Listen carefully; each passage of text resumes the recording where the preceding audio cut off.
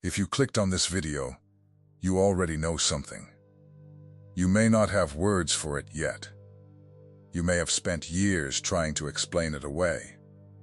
But there's a part of you quiet, stubborn, undeniable, that has always known you were not here by accident.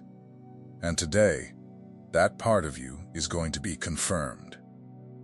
Let me ask you something. Have you ever sat in a room full of people you love, your own family, your own friends, and felt completely alone? Not because they treated you badly, not because anything was wrong, but because something inside you was tuned to a frequency they couldn't hear. You laughed when they laughed. You nodded when they nodded. And the whole time, a voice underneath your own thoughts was whispering, "They don't see it. They don't see what I carry." If that hit you right in the chest, stay with me. Because what I'm about to tell you is not flattery. It's not a motivational trick.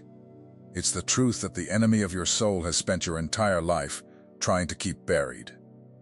You are a chosen one. Now I know how that sounds. I know that in the world we live in, those words get thrown around until they mean nothing. Everyone wants to be special. Everyone wants to be the exception. So let me be clear about what I'm not saying. I'm not saying you're better than the person sitting next to you in church. I'm not saying you've earned anything. Being chosen was never about being superior. It was about being set apart for a purpose you did not choose for yourself, a purpose that was written over your life before you took your first breath. And here's what most people miss. The mark of a chosen life is rarely comfort. It's tension. It's the feeling of not fitting. It's the strange loneliness of carrying something you can't fully name.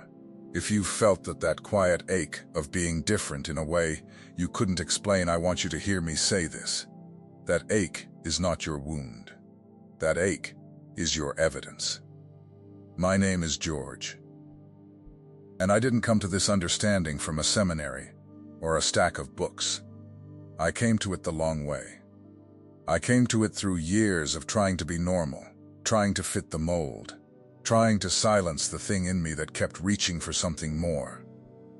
I spent a long season of my life believing that the restlessness I felt was a defect, that if I could just be more like everyone else, I'd finally be at peace. And it wasn't until I stopped running from that difference that I finally understood. God had been trying to get my attention the whole time. The very thing I was ashamed of was the thing He had placed in me on purpose. So let me walk with you through this. Because if you're still here, I don't think it's a coincidence either. Think about Moses for a second. Before he was the man who stood before Pharaoh, before he parted the sea, before any of the glory, he was a baby floating in a basket on a river of death. Every other Hebrew boy his age had been sentenced to die. But this one was pulled from the water by the daughter of the very king who wanted him dead, and then raised in the palace of his enemy. Think about that. Think about how strange Moses must have felt his entire childhood. A Hebrew heart inside an Egyptian house, belonging to two worlds and at home in neither. Do you think Moses fit in? Do you think he sat at those royal banquets, feeling like he was exactly where he was supposed to be? No, he carried a difference he couldn't explain. And that difference, that not fitting, was the very thing God would use to deliver an entire nation. That's the pattern. I want you to see the pattern. Because once you see it, you can't unsee it. The chosen are almost always the ones who feel out of place first. Now let me take you back even further. Before Moses, before David, before any of them, there was a man named Abram, living in a city called Ur. He had a family, a home, a settled life. Everything was familiar. Everything was safe. And then God spoke to him and said something that must have sounded like madness. Leave your country. Leave your people. Leave your father's household. and go to a land that I will show you. Notice what God did not say. He did not say, go to this specific address. He did not hand Abram a map with the destination circled. He simply said, go and I'll show you when you get there. He asked a settled man to walk away from everything he knew toward a promise he couldn't see. And Abram went. That's the part that astonishes me every time. He didn't have the full picture. He didn't have guarantees. He had a voice and a promise, and he stepped into the unknown on the strength of that alone. And because he obeyed, God changed his name from Abram to Abraham, father of many nations, and made him the root of a family that would bless the entire earth. Here's why I'm telling you this. Being chosen will almost always require you to leave something familiar before you can receive something greater. God rarely shows you the whole road. He shows you the next step and asks you to trust him for the one after that. And the chosen ones are the ones willing to move when all they have is his voice and a promise they can't yet see with their eyes. Maybe God has been whispering a go to you for a long time now. Leave that situation. Step away from that comfort. Stop clinging to the familiar thing that's keeping you small. And maybe you've been waiting for the full map before you'll take a single step. But Abraham teaches us that the map comes after the obedience, not before it. You'll see the land, but only once you start walking. Look at David, the youngest of 8 brothers. So overlooked that when the prophet Samuel came to his father's house looking for the next king of Israel, his own father didn't even bother to call him in from the fields. They had a whole lineup of strong, handsome, impressive sons standing in the room, and David wasn't even invited to the party. He was out back with the sheep, the forgotten one, the afterthought. And yet the moment Samuel laid eyes on those impressive older brothers, God said no, not this one, not that one, none of them. And the man of God had to ask, almost in disbelief, is there anyone else? Send for the boy with the sheep. Do you understand what that means? The qualifications that impress people are not the qualifications that move heaven. While everyone else was looking at the surface, the height, the strength, the obvious, God was looking at something only he could see. And the one nobody counted became the one everybody would remember. If you have ever felt overlooked, if you've watched others get chosen for the team, the promotion, the praise, while something in you knew you were carrying more than any of them, I need you to understand that being passed over by people is not the same as being passed over by God. Sometimes the delay is the protection. Sometimes you're left in the field with the sheep a little longer because the calling on your life is too heavy to hand to someone who hasn't been prepared in private. And here's where it gets real. Being chosen doesn't mean being chosen for ease. It means being chosen for weight. There's a difference between a calling and a wish. A wish makes your life lighter. A calling makes your life heavier and somehow more alive at the same time. Let me tell you about Jeremiah. He was young. He was scared. And when God called him, do you know what Jeremiah's first response was?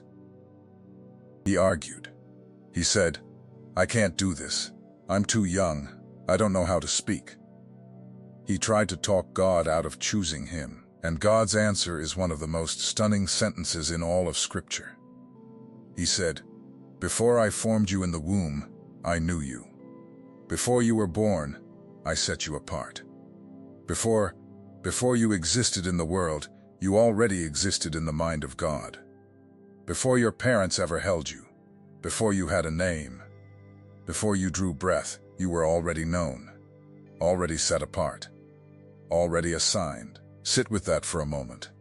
Let it land. The loneliness you felt? It was never proof that you were forgotten. It was the residue of a calling that was placed on you before you arrived. You've been carrying the weight of a purpose your whole life and mistaking it for something being wrong with you. I think about the people watching this right now. Some of you are in a season where everything feels delayed. You've prayed, and the answer hasn't come. You've done the right things, and the door still hasn't opened. And the enemy has been whispering to you that maybe you misheard. Maybe you're not actually chosen. Maybe you made the whole thing up. But I want you to consider Joseph, the dreamer, the boy who saw, in a dream, that he would rise, that even his own brothers would one day bow before him. And what did that dream get him? Did it get him a throne the next morning? No. It got him thrown into a pit. It got him sold into slavery by his own flesh and blood. It got him falsely accused. It got him forgotten in a prison cell for years. Years. The very dream that revealed his destiny seemed to drag him in the opposite direction. And here's the thing nobody tells you about being chosen. The distance between the promise and the fulfillment is not a sign that the promise was false. It's the workshop where the chosen one is being made ready. Joseph went into that pit a boy with a dream. He came out of that prison a man who could save nations. The pit wasn't the cancellation of the calling. The pit was part of the calling. If you're in a pit right now, if you feel buried, betrayed, forgotten, I am not going to tell you it doesn't hurt. It does. Joseph wept in that pit. But I am going to tell you that the God who gave you the dream has not lost the address of where he sent you. He knows exactly where you are. And what looks like burial is very often planting. And then there's Gideon.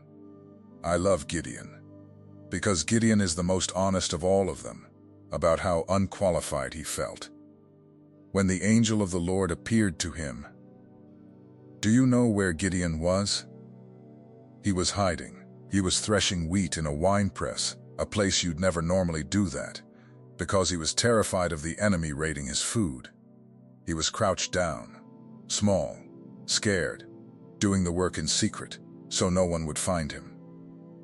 And the angel walks up to this trembling man hiding in a hole and says, "The Lord is with you, mighty warrior." Mighty warrior. To a man cowering in a winepress. Can you imagine how that must have sounded to Gideon? He probably looked over his shoulder to see who the angel was actually talking to. Because he didn't feel mighty. He felt like the least of the least. He even said it out loud, "My family is the weakest in our tribe, and I am the least in my family." That was Gideon's whole Urson.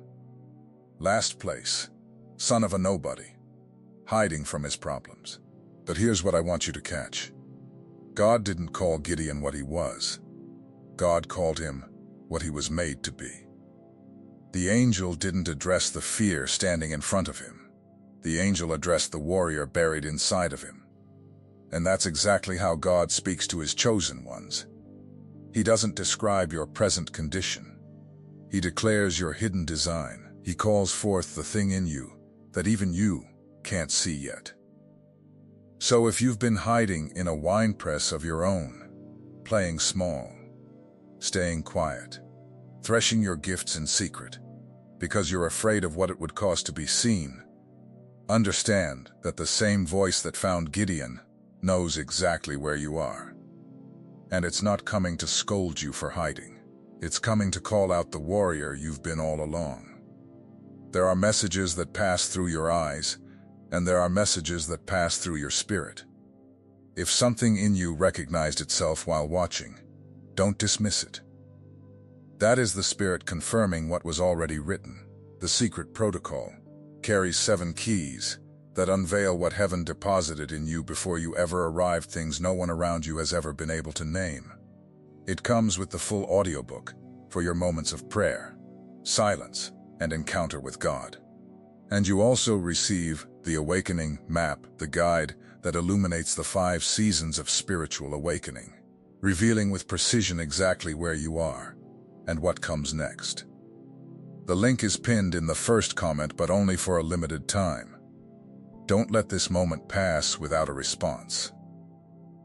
Now let me say something that might disturb you a little. And I say it with love. Being chosen will cost you the comfort of belonging to the crowd. There's a reason the chosen ones in Scripture so often ended up alone on a mountain, alone in a wilderness, alone in a cell.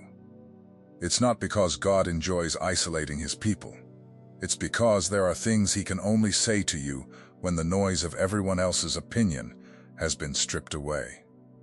Elijah heard the voice of God, not in the wind, not in the earthquake, not in the fire, but in a whisper. And you cannot hear a whisper in a stadium. You can only hear it in the quiet. And I think about Daniel, a young man carried off into exile, dragged from his homeland into the heart of a foreign empire, surrounded by a culture that worshipped other gods and lived by other rules. Everything around him pressured him to blend in, to compromise, to just be like everyone else and stay safe. But Daniel made a quiet decision early on. He purposed in his heart that he would not defile himself. And later, when a law was passed making it illegal to pray to anyone but the king, do you know what Daniel did? He went home, opened his window toward Jerusalem, and got down on his knees and prayed exactly as he always had. He didn't hide it. He didn't compromise it. He didn't water it down to survive. They threw him into a den of lions for it. And the same God who chose him shut the mouths of those lions and brought him out without a scratch. Because the chosen ones are not the ones who avoid the fire. They're the ones who keep their integrity inside the fire and discover that they were never in there alone. If your faith has made you a target, if standing for what you believe has cost you friendships, respect, a seat at certain tables, understand that you are walking the ancient road of the chosen. The pressure to blend in is the test, and the ones who refuse to bow are the ones God brings out of the lion's den to testify that he is real. So if your life has had more quiet than you wanted, if you've spent more time alone with your thoughts than you ever planned, to maybe that solitude was not punishment. Maybe it was preparation. Maybe God has been clearing the room so he could finally tell you who you are. And who are you? You are not an accident of biology. You are not a random collision of your parents' genes. You are not the sum of your failures or the average of the people around you. You are a deliberate decision made by the author of the universe. You were thought of before time. You were named before you were born. And you were sent into this exact generation, into this exact family, into this exact struggle on purpose. Let me tell you why that matters so much for what you're walking through. When you understand that you were chosen on purpose, your suffering stops being meaningless. Your strange path stops being a mistake.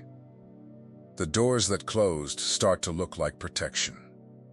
The friends who walked away start to look like pruning. The dream that got delayed starts to look like a seed that needed more time underground than you understood. I think about Esther, a young woman, an orphan, taken from everything familiar and placed inside a palace at the mercy of a king. She didn't ask for that position. She didn't campaign for it. By every appearance, her life had been hijacked by forces beyond her control. And yet there came a moment, one terrifying moment, when her entire people faced annihilation, and the only one positioned to do anything about it was her. And her cousin Mordecai said to her, the words that I believe God is saying to some of you right now. Who knows but that you have come to your position for such a time as this? For such a time as this.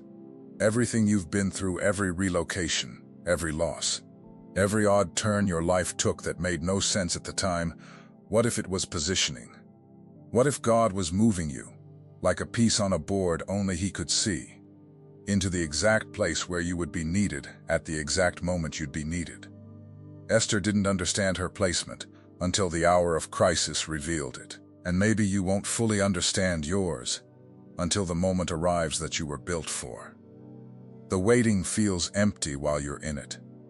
The years where nothing seems to be happening feel wasted while you're living them. But Esther's years inside that palace, learning, watching, being prepared in ways she didn't recognize, were the very years that made her ready for the one decision that would save her entire people. Nothing about your preparation has been wasted. Not one season. Not one tear. God doesn't position His chosen ones by accident, and He doesn't waste a single day of the journey it took to get you there. But here's what I need you to hold on to. Being chosen is not a one-time event. It's a daily yes. Esther still had to walk into that throne room. She still had to risk her life. God had positioned her, but she had to step. And that's the part nobody can do for you. The calling is given, but the answer, the walking, the stepping, the showing up, that's yours. Think about Peter for a moment. Loud, impulsive. The one who always spoke before he thought. The one who swore he'd never deny Jesus, and then denied Him 3 times before the rooster crowed. If you were building a foundation for the most important movement in human history, Peter is not the man you'd pick. He was unstable. He was a contradiction. And yet Jesus looked at this flawed, fumbling fisherman and said, "You are Peter, and on this rock I will build my church." Do you see it?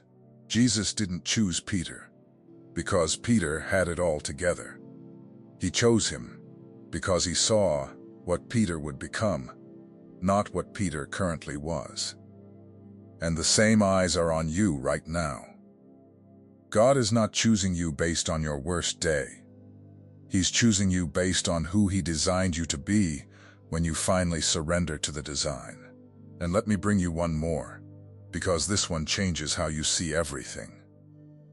Think about Mary, a young girl in a forgotten town called Nazareth, a place so insignificant that people used to say, "Can anything good come out of Nazareth?" She had no status, no fortune, no platform. She was engaged to a carpenter and living an ordinary life in an ordinary corner of the world. And one day an angel appeared to this unknown girl and told her she had been chosen to carry the salvation of the entire human race inside her own body. Stop and feel the weight of that for a second. The most important assignment ever given to a human being was not handed to a queen, not to a priest's daughter, not to someone in the centers of power. It was given to a teenage girl in a town nobody respected. And her answer is the model for every chosen one who has ever lived. She didn't say, "I'm not qualified." She didn't say, "Find someone better." She said, "Let it be done to me according to your word." That's surrender. That's the daily yes I was telling you about. Mary had no idea of the cost that yes would carry, the whispers about her, the misunderstanding, the sword that would one day pierce her own soul as she watched her son on a cross. But she said yes to the calling before she understood the price. And because one ordinary girl in an overlooked town said yes, the whole world was changed forever. You may feel like you're from a Nazareth, a place, a family, a background that nobody expects greatness from. But I'm telling you, God has always loved to plant His greatest works in the soil everyone else ignored.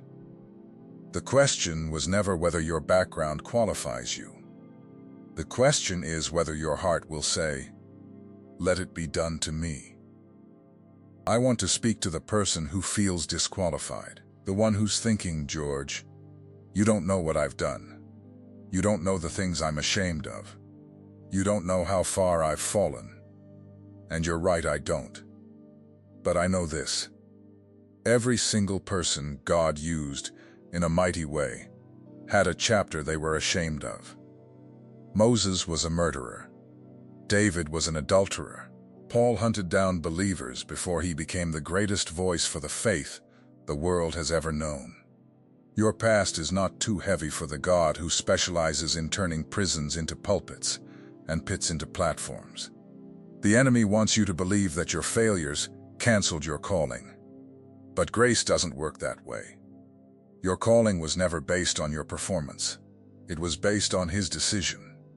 And He doesn't change His mind about you the way people do. So what now? What do you do with all of this? You stop apologizing for being different. You stop trying to shrink yourself down to a size that makes everyone else comfortable. You stop interpreting your loneliness as rejection and start hearing it as invitation. And you begin to ask God, not why am I like this, but what did you make me for? Because here's the truth that will outlast everything else I've said today. The world doesn't need another copy. It needs the original that God designed when He made you. Every time you betray the difference He placed in you to fit in, you rob the world of the very thing you were sent to give it. The light was never meant to be hidden under a basket.